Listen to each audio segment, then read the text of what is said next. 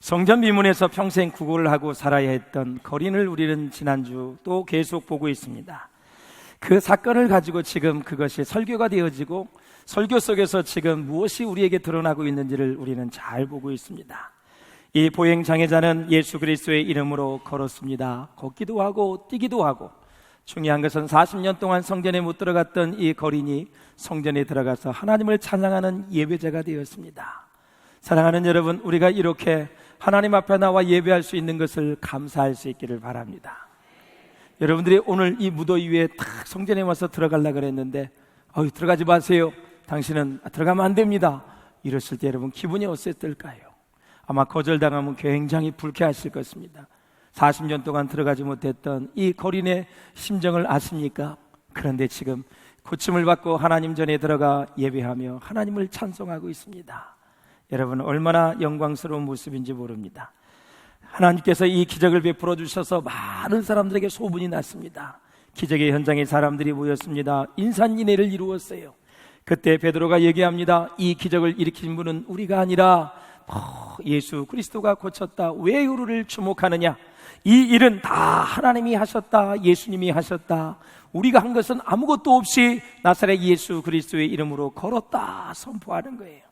그러므로 사랑하는 여러분, 사단은 누구든지 예수 믿는 것을 싫어하고 주님 앞에 나와 구원받는 것을 다 우리는 좋아하는데 사단은 싫어합니다.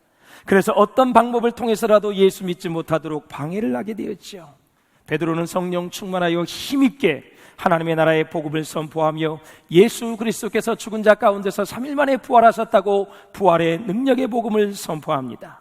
이때 성전 맡은 자들이 있었습니다. 성전을 관리한 사람들이 몇 사람이 그 설교를 듣고 있다가 베드로를 현장에서 체포했습니다. 바로 예수의 이름으로 걸었다고 했을 때 그것을 신성모독죄로 해서 바로 이단 사상에 빠졌다고 해서 걸었습니다. 이따가도 그것은 보게 될 것입니다. 사랑하는 여러분, 현장에서 체포된 이 베드로와 요한을 보십시오. 사랑하는 여러분, 모든 인생에 있어서 마찬가지입니다. 우리가 예수님을 전할 때 좋은 일만 있으면 얼마나 좋을까요? 그러나 그들에게 다가온 것은 박해와 그리고 어려움이 있었습니다. 사랑하는 여러분, 이 사도들을 비난하는 박해하는 제사장들과 성전 맡은 자와 사두개인들을 보십시오. 우리 사도행전 4장을 보실까요? 시작. 사도들이 백성에게 말할 때 제사장들과 성전 맡은 자와 사두개인들이 이르러 예수 안에 죽은 자의 부활이 있다고 백성을 가르치고 전함을 싫어하여. 좋아했어요? 싫어했어요? 부활의 복음을 전하면 우리가 박수치고 격려하고 기도해 줘야지. 이걸 싫어해요. 이 사람이 어디 있는 사람들이에요? 성전에서 봉사하고 제사장들, 더 하나님의 일을 맡은 사람들이 이걸 싫어해요. 구원의 역사가 일어나 3,000명, 5,000명이 돌아오는데도 싫어해요. 놀랄 일이에요. 이 사람의 모든 일들은 이 영적인 일과 관련되어 있다는 사실을 우리는 다 여기에서 볼 수가 있어요. 사랑하는 여러분, 예수님의 복음, 하나님의 말씀이 선포되는 곳에는 언제나 드러나는 결말이 있어요. 하나님의 말씀이 딱 선포되면 신자와 불신자가 딱 구별이 되게 있습니다. 믿음이 있는 자와 없는 자가 구별이 되는 거예요. 성령 충만한 베드로가 하나님의 능력을 힘입어 하나님의 나라의 복음을 전할 때, 하나님의 말씀을 전할 때 참을 수 없었던 존재가 있어요. 누가? 마귀는 참을 수가 없었어요. 부활하신 예수 그리스도가 사도들에 의해 막 높임을 받았습니다. 예수가 살렸다, 예수의 이름으로 살렸다 막 선포하니까 주님이 얼마나 높임을 받습니까? 그자 마귀는 전략을 세웁니다. 그래, 사내들은 공의회를 다 선동해서 사도들을 박해해야 되겠다. 그래서 사도들로 하여금 막 박해를 받을 수 있도록 누가 선동하냐면 마귀가 선동을 하는데 그 대상은 사내들인 공의원이었다라는 것입니다. 물론 제사장들과 성전 맡은 자들을 보십시오. 사두개인들을 보십시오. 예수 그리스도를 메시아로 믿지 않는 그 불신앙 가운데 있을 때 그때 마귀가 틈을 탔습니다. 자기 눈앞에 있는데도, 계속 옆에 있는데도 메시아를 보지 못했어요. 그 메시아로 받아들이지 않으니까 마귀가 선동을 하는 모습을 봐요. 4절 보아요. 시작. 말씀을 들은 사람 중에 믿는 자가 많으니 남자의 수가 약 5천이나 되었더라. 세상에 아주 상상할 수 없는 일이 일어났어요. 복음을 듣고 예수 그리스도에 대한 말씀을 듣더니 여러분, 말씀을 듣는 사람 중에 믿는 자가 남자의 수만 5천이다. 거기 부인을 데려왔다면 여러분 10,000명이에요. 애를 하나만 데려왔다면 15,000명, 둘을 데려왔다면 20,000명이 되는 거예요. 구름대와 같이 그렇게 많은 사람들이 몰려 있어요. 그러니까 아마 성전에서 일했던 그런 제사장들과 또 성전을 맡은 자와 사두개인들은 큰 유혹감을 느꼈을 것입니다. 그러므로 사랑하는 여러분, 언제든지 성령의 역사와 구원의 역사가 강하게 나타나는 것은 마귀의 역사가 동시에 나타나고 있음을 우리는 주목하셔야 됩니다. 저는 사도행전을 강해를 참 많이 했습니다. 쭉 보면은 성령의 역사, 마귀의 역사, 성령의 역사, 마귀의 역사, 복음의 역사, 마귀의 역사 계속 교차합니다.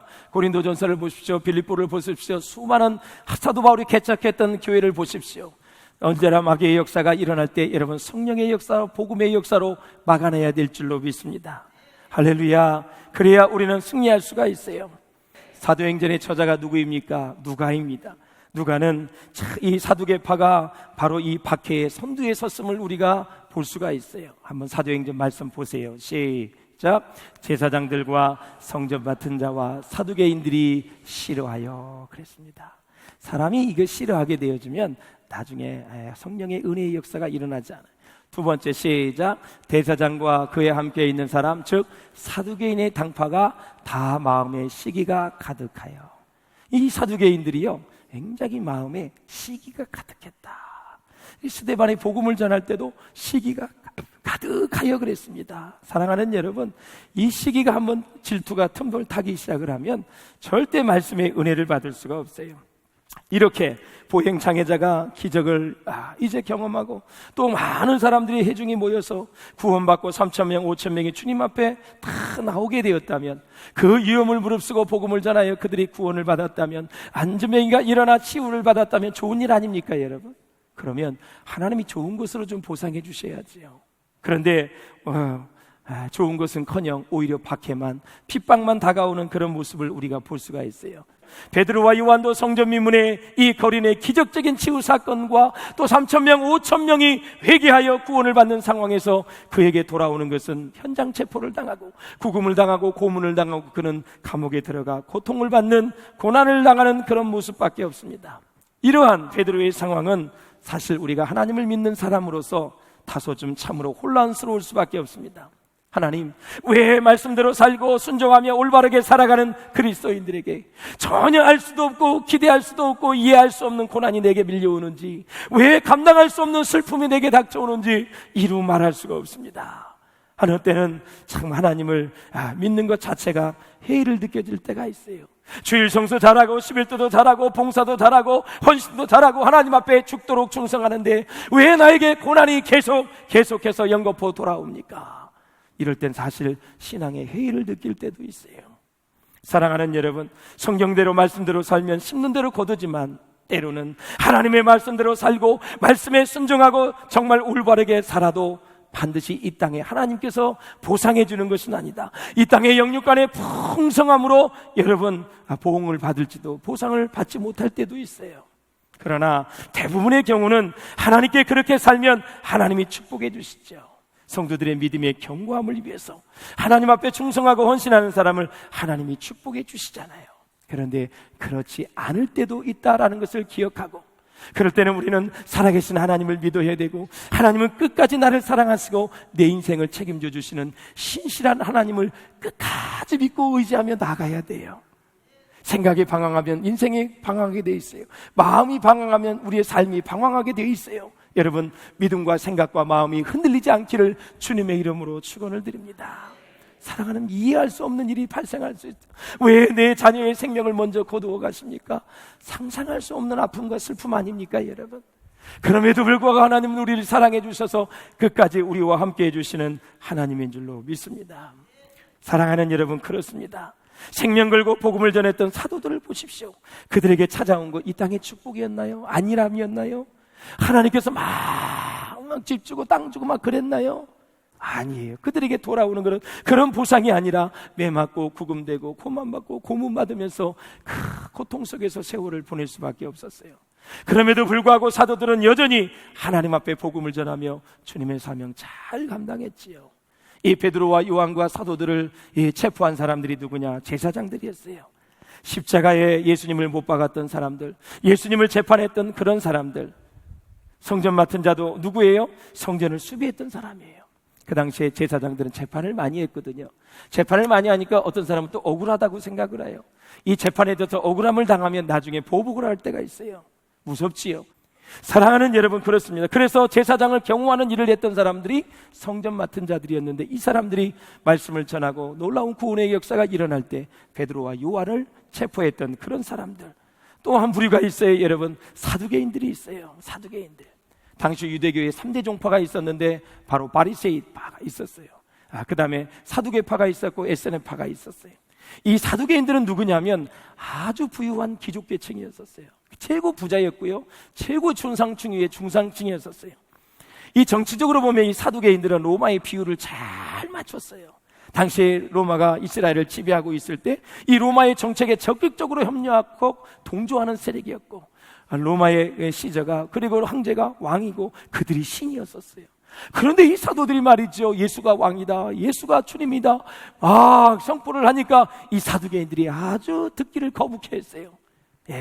사랑하는 여러분, 이 사두개인들은 부활을 믿지 않았어요. 사두개인들은 영적 존재도 믿지 않아요. 그리고요, 그들은 메시아가 올 것을 고대하지 않았어요. 왜냐하면 신학적으로 보면 이 사두개인들은 메시아의 시대가 마카비 시대에 이미 시작이 되었다고 믿던 사람들이에요. 바로 예수가 앞에 있었고 예수가 함께 있었고 3년 동안 그들과 함께 있었던 하나님께서 보내신 메시아였는데 믿지를 않았어요. 특히 제일 싫어했던 것은 예수님이 부활했다는 사실을 가장 싫어했어요. 그런데 이 베드로가 너희들이 죽였던 예수 그리스도, 너희들의 모든 죄를 뒤집어쓰고 죽었던 예수 그리스도, 하나님이 그를 다시 살리셨다, 3일 만에 부활하셨다 선포하니까 아주 기가 아주 그냥 거슬리는 거예요. 사랑하는 여러분, 이런 상황에서도 사도들이 예수님의 부활을, 복음을 적극적으로 전했던 그 위대한 모습을 볼 수가 있어요. 이런 말이 있잖아요. 노 크로스 노 크라운. 영광이 있는 곳에는 언제나 고난이 뒤따른다는 것입니다. 사랑하는 여러분, 대가를 치르지 않고 오늘 축복은 없지요. 우리의 영적 생활도 보십시오. 여러분, 언제나 고난의 터널을 잘 지나가야 돼요. 여러분, 힘들고 어려워도 잘 지나갈 수 있기를 주의 이름으로 축원합니다. 바울은 내게 당한 고난이 유익이라 그랬어요. 고난을 통과하지 않고 겪지 않으면 우리의 영혼이 성장할 수도 없고 성숙할 수도 없고 자라갈 수가 없어요. 그래서 이 고난을 당할 때는요, 하나님의 그 음성을 듣는 확성기라 그랬어요. 우리가 평범하고 잘 살고 아무 일이 없을 때는 하나님의 말씀이 잘 들려지지 않다가 고난과 시련을 당하면 어찌 그렇게 하나님 말씀이 잘 들려지는지. 사랑하는 여러분, 우리 인생을 살아가면서 정말 어떤 고난이 와도 우리는 끝까지 참고 주님을 바라보며 나아갈 수 있기를 주의 이름으로 축원합니다. 초대교회를 보십시오. 고난과 박해가 있었어요. 신앙이 있었어요. 시련이 있었어요. 그런 와중에서도 초대교회가 탄생을 했어요. 이 초대교회가 고난 속에서 성장을 했어요. 예수님을 전했어요. 하나님 나라를 이루었어요. 그러므로 복음을 전하다 당하는 고난을 감사하며 장차 나타날 영광이 얼마나 큰지를 생각하며 승리할 수 있기를 바라요. 읽겠습니다. 시작. 성각건대 현재의 고난은 장차 우리에게 나타날 영광과 좋게 비교할 수 없도다. 사도 바울이 복음을 전할 때 당하는 고난을 다 장차 나타날 영광과 주님이 오실 걸 생각하고 하나님 나라에 가서 의의 면류관, 생명의 면류관 받을 것을 생각하면서 그 하나님 나라에서 받을 상급을 생각하면서 고난을 이기고 가는 거예요. 그 고난의 현장이 하늘과 연결되어 있다는 사실을 우리는 잊어서는 아니 돼요. 땅의 것만 바라보면 실망할 수 있지만 바울은 계속해서 하늘과 연결을 시켰고 하나님의 상급과 연결을 시키면서 계속해서 복음의 사역을 잘 감당하게 된 줄로 믿습니다. 저는 제 인생에서 개인적으로 힘들고 어려울 때마다 저는 세 가지를 반복하여 묵상했습니다. 첫째는 예수님의 십자가입니다. 얼마나 그분이 아프셨을까, 얼마나 고통스러웠을까, 얼마나 두려웠을까. 제가 지난 금요 철야 시간에도 말씀을 드렸지만 사랑하는 여러분, 많은 분들이 기도할 때 겟세마네 동산까지는 가지만 골고다 언덕까지 가지 않는 분들이 너무 많이 있는 거예요. 여러분들의 신앙이 이제 겟세마네 동산에 가서도 기도하시고 실질적으로 예수님이 십자가에 못 박혀 돌아가신 골고다 언덕까지도 갈 수 있기를 주의 이름으로 축원합니다. 할렐루야. 그래서 내 죄를 위해서 가시멜루관 쓰시고 내 죄 때문에 두 손과 두 발이 바뀌시고 내 죄 때문에 살이 찢기심을 당하고 내 죄 때문에 의 옆구리에 창에 다 찔림을 당하시고 침뱉음을 당하시고 따기를 맞으시고 그 모욕을 당하신 그 예수님을 묵상해야 돼요. 그래야 우리는 지금의 이 상황을 이 하나님 앞에 나아가면서 그 골고다 언덕의 십자가의 능력이 나를 사로잡게 되는 것입니다. 두 번째, 저는 초대교회를 묵상해요. 그래서 초대교회 핍박과 환난을 잘 묵상해요. 스데반의 설교를 묵상해요. 야, 이렇게 어려운 시대에, 이렇게 고난의 시대에, 박해의 시대에도 복음을 전했던 그 사도들을 생각해 봅니다. 그리고 세 번째는 선지자와 예언자를 생각해요. 제가 우리 자녀들에게도 말했지만 당시의 예언자들이 여러분 생명이요, 언제 죽을지 몰라요. 언제 죽음을 당할지 몰라요. 이곳에서 복음을 전하고 내일은 또 다른 곳에 가고요, 정처 없이 떠돌아다니면서 하나님이 주신 메시지를 선포하는 거예요. 죄를 회개하라, 우상을 버려라, 하나님 앞에 돌아와라, 하나님의 자비와 긍휼을 계속 선포하며 하나님께 돌아오라고 말씀을 하는 거예요. 그렇게 하나님이 주신 언약을 배반하고 하나님을 떠났던 이스라엘 백성들에게 돌아오라, 하나님의 구원이 하나님 앞에 있다, 우상을 버리라고 돌아오고. 그래서 그들은 특별히 예레미야 같은 경우 40년 동안 그 사역을 하면서 정말 주신 사명을 끝까지 감당하는 그 모습을 보는 거예요. 그때 힘이 나는 것입니다. 사랑하는 여러분, 이 모든 초대교회의 현상, 그리고 예수님의 십자가의 모든 그 상황, 그리고 이 선지자 예언자의 상황을 내 것으로 만들려면 성령 충만하지 않고는 여러분 내 것으로 만들 수가 없어요. 주의 영이 함께하는 가운데 하나님이 역사했던, 하나님이 함께하셨던 그 옛날의 현장을 나의 현재로 돌아오려면 성령 충만하여 그것을 묵상해야 나에게 은혜가 될 줄로 믿습니다. 주여, 편안한 시대에 살겠지만 하나님 지금의 시대에 살고 있지만 복음의 능력을 신뢰합니다. 예수 그리스도의 보혈의 능력 안에 있게 하여 주시옵소서. 십자가의 놀라운 능력 안에 있게 하여 주시옵소서. 성령의 권능 안에 있게 하여 주시옵소서. 사랑하는 여러분, 그때 우리의 영이 살아나는 거예요. 그러므로 사랑하는 여러분, 부활의 능력, 예수의 이름의 능력으로 우리가 가지고 이 세상을 살아갈 때 특별히 십자가의 능력과 예수의 능력을 거부하고 싫어하는 여러분 성전 맡은 자들과 사두개인들과 제사장들을 보십시오.